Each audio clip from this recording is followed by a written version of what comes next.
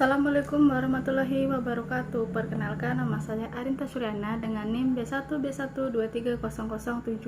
Di sini saya akan mempresentasikan PPT yang sudah saya buat. Materi ini berjudul Desain Organisasi, Memilih Bentuk Struktural yang Tepat, dan materi yang akan saya presentasikan yaitu beberapa pilihan desain organisasi. Pendukung konfigurasi standar.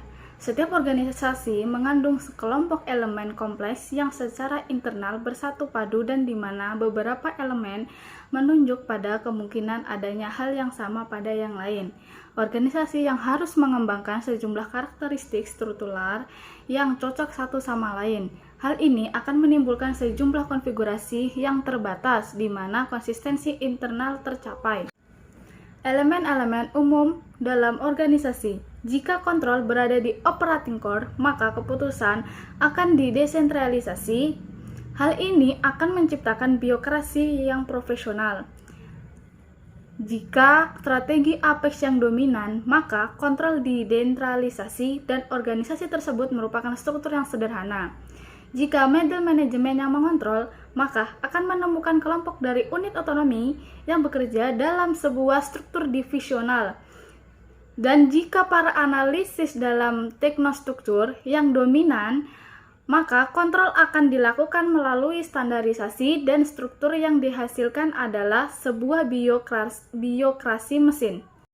Struktur sederhana. Struktur sederhana digambarkan sebagai organisasi datar dengan operating core yang organik dan hampir semua orang melaporkan kepada seorang strategi apex di mana kekuasaan pembuatan keputusan disentralisasi.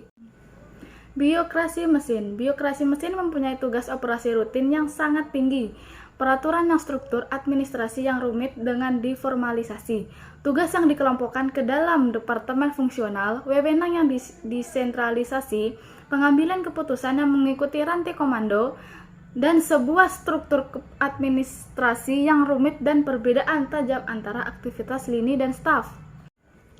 Birokrasi profesional. Birokrasi ini diciptakan untuk memberi kesempatan pada organisasi untuk memperkerjakan spesialis yang sangat terlatih bagi operating core-nya.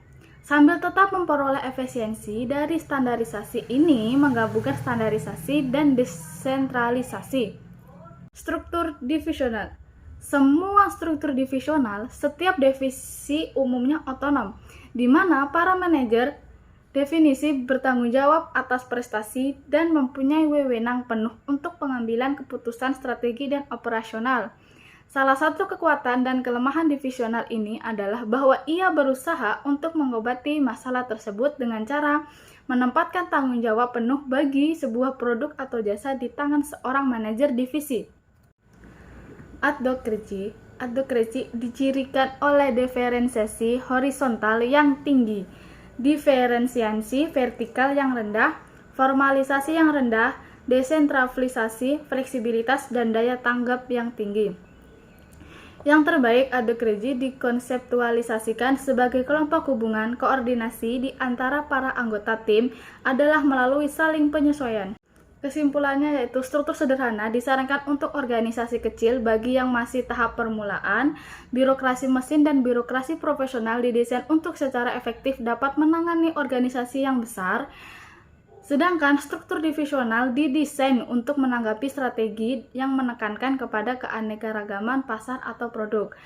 Adhokrasi efektif dalam menghadapi masalah yang secara khas dihadapi jika sebuah organisasi berada pada tahun permulaan daur hidupnya.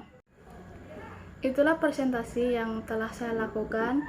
Mohon maaf bila ada kesalahan kata. Wabillahi taufiq wal hidayah. Wassalamualaikum warahmatullahi wabarakatuh. Terima kasih.